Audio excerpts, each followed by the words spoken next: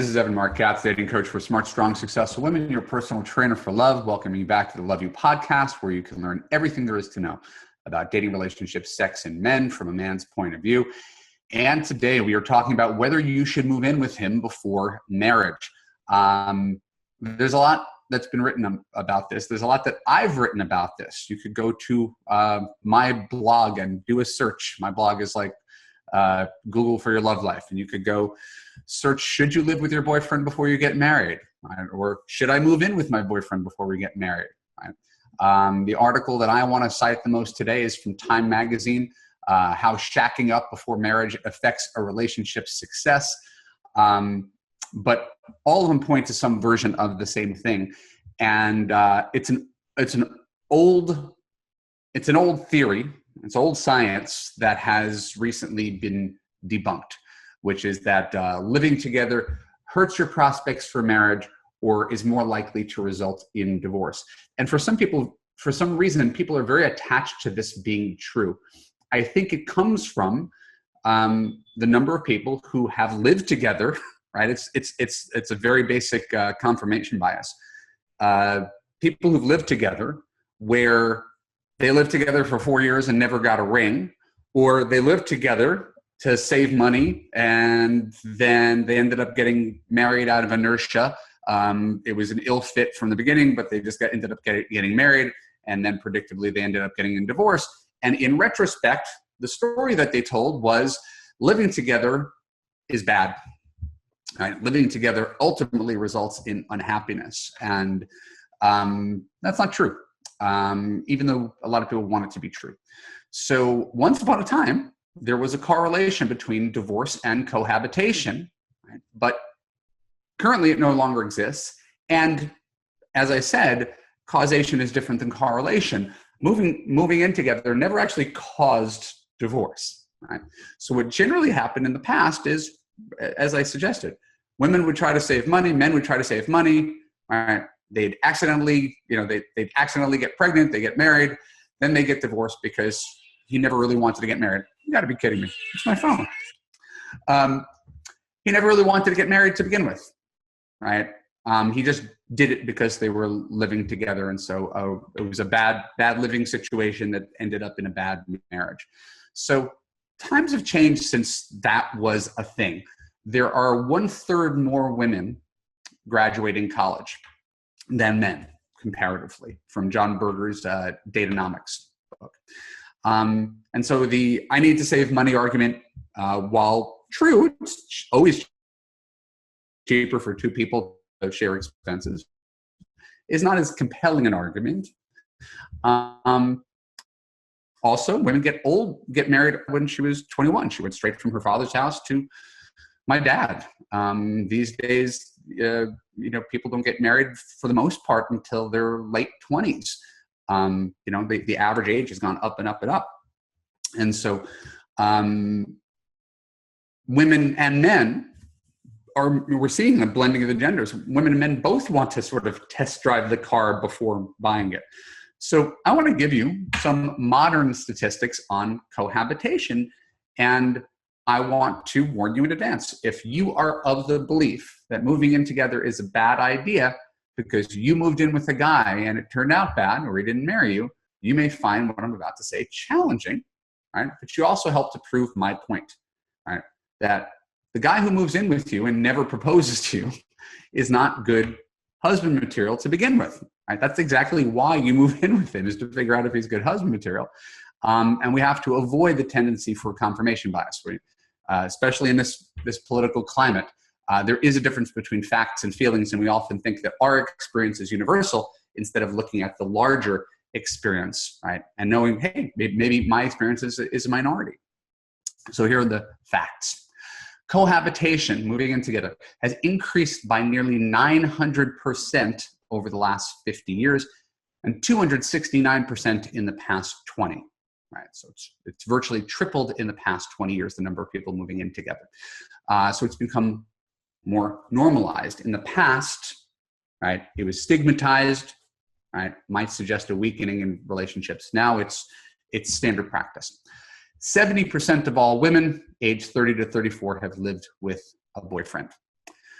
College-educated women date guys for an average of 14 months before they become roommates. For non-college educated women, the waiting time is more like 6 months. So we could see, in general, most marriage statistics are skewed by the disparity between the haves and the have-nots and income. College-educated women, for example, one of my favorite statistics is college-educated women over the 30 are more likely to get married and stay married. They only have a 20% divorce rate compared to the obscene divorce rates that have been bandied about. Right. So next statistic. 2/3 of newly married couples share a home together for more than 2 years before they ever waltz down an aisle. That's according to a 2012 study. 2/3 of newly married couples shared a home together for more than 2 years before they ever got married. Again, this is all from a Time magazine article. A paper in the 2014 issue of the Journal of Marriage and Family says that past studies have overstated the risk of divorce for cohabiting couples.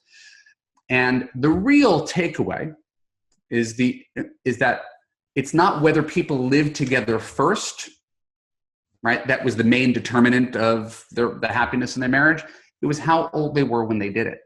Right? So just another idea exonerating my thesis that you're better off going slow, taking your time. Don't get married for 2-3 years to really get to know someone. Anybody who's saying, oh, it just takes a year, studies show otherwise, regardless of whether you know someone who got married in 6 weeks and made it work. So, quote, what leads to divorce is when people move in with someone, with or without a marriage license, before they have the maturity and experience to choose compatible partners and to conduct themselves in ways that could sustain a long-term relationship. It means the numbers are highly skewed by the young. For every year a woman waits to get married, right, until her early 30s, she reduces her chance of divorce. So I want to be clear and frame all these statistics. Living together doesn't guarantee a great marriage, right? But it is a smart precursor for people to figure out if they could live together in peace. This whole idea that we love each other, so we're just going to dive in, right, and kind of hope that we're compatible as roommates. Have you ever had a roommate? You could love someone as a person. It doesn't mean you could live with them, much less build the foundation of your life on them, right? So there's, again, I have to do this sort of pushback, not to say, I want a ring before I move in together, right? Because you don't really need a ring to move in together. I think that the order is a little bit backwards. Just understand that the dangers of living together are mostly about inertia, right? Couples stay in relationships longer than they should because once they live with someone, it's harder to find the escape hatch. Right? I have a very close friend who lived with his girlfriend for 4 years. My brother-in-law lived with his girlfriend for 4 or 5 years. They dated for like 9, never got married. But that's not moving in together's fault, right? That's mostly because the woman didn't have the courage to leave the relationship, right, when she realized she wasn't getting a ring, right? He was getting his needs met. She wasn't getting her needs met. And that actually falls on her. So like with most emotional issues, we could play out variations of this theme, but I just want to point out that there is a logical order to things. And there's a few takeaways that you should have from this short podcast today, right? The big ones are, A, don't move in with a guy just to save money. Don't move in because your lease is up. Right? You move in with him when you've been dating for 1.5 years and you want to see what it looks like to be married and live in the same space and make 100 little decisions a day together. Motivation matters, not just circumstance. Don't move in with a guy that you've dated for less than 18 months. I can't tell you how many people are just in this rush. Oh my God, I love him. We're older. I'm in my 40s. I'm in my 50s. I'm in my 60s. Literally, nobody has less of a rush than someone who is past childbearing years. Nobody is in less of a rush than someone who doesn't have any biological sense of urgency. You have all the time in the world to make sure you're making a good decision. And if that sounds like I'm being callous to people who are older than I am, I'm not. I'm your advocate. Studies show, once again, these studies 2/3 of second marriages break up. 3/4 of third marriages break up. That is not a function of older people always being wiser in the ways of love, obviously. It means that people feel a feeling, they're really lonely, they feel a connection, they get married in less than a year, and sure enough, they discover that, I didn't see the big picture here. I didn't give it time to see the big picture. He's very different after 3 years than he was after 1 year, right? And that's predictable. I'm just letting you know that that's predictable. A, don't move in with the guy to save money. B, don't move in with the guy you've dated for less than 18 months. C, only, and this is something that is most women's main reason for not wanting to move in with a guy. Only move in with a guy if he tells you he's interested in marrying you. It is a stepping stone to marriage. It is not a guarantee or a final destination, right? So I have a client right now. She's been dating a guy for 4 months, and she has no idea if he wants to get married. Well, I'm pretty sure he doesn't want to get married. If he wanted to get married, he would have told her he wanted to get married, because people talk about the things that they want to do.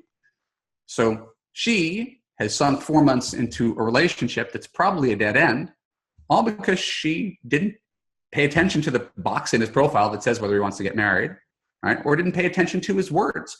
People who want to get married talk about it. People who don't want to get married assiduously don't talk about it.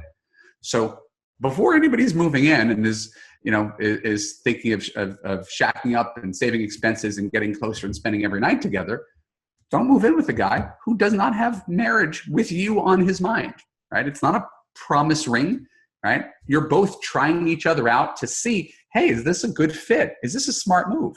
And if you live together for, and this is point B, if you live together for 6 months and you realize, this isn't what it was cracked up to be, it completely justifies why one should live together first, right? It actually answers the question is, if I tried the shoe on for size and the shoe doesn't fit, why would I spend the rest of my life? Why would I try to get a ring from a guy that I could barely tolerate being in my same space?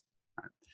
And when you break up after living together, right, it should be a wake-up call as to why it was such a good idea to cohabitate, right? It ultimately saved you from an expensive and painful divorce. And I say this as a guy who did not move in with his wife before he got married. And I was completely panicky about it. I was one of the people who had to make a decision. My wife was 38. I wanted to have 2 kids.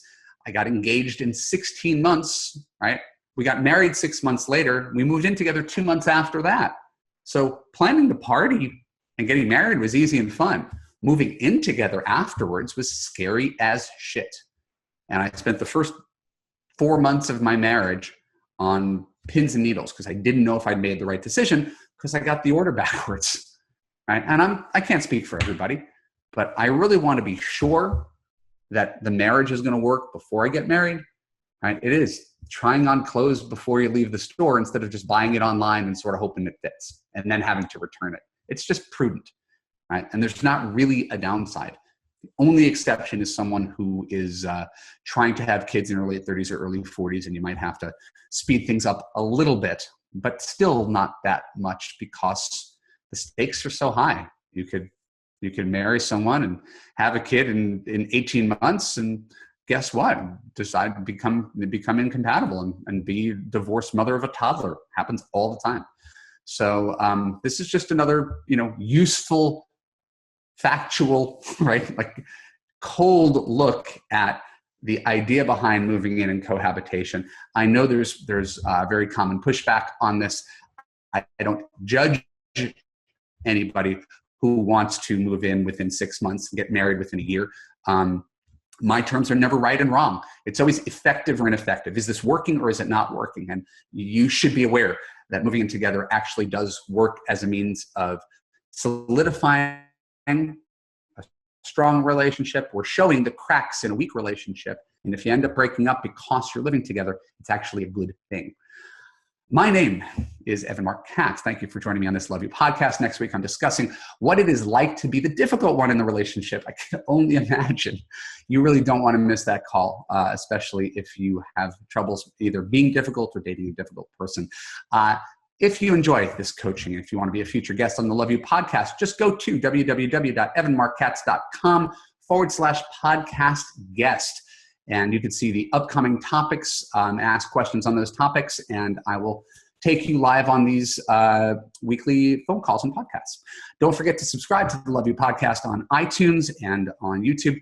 Follow me on Facebook and Twitter. And best of all, remember, I give away more free advice than anybody on the planet. Go to www.evanmarkkatz.com. Give me your name and email address, and I will help you understand men and find love before you know it. See you again next week on the Love You podcast.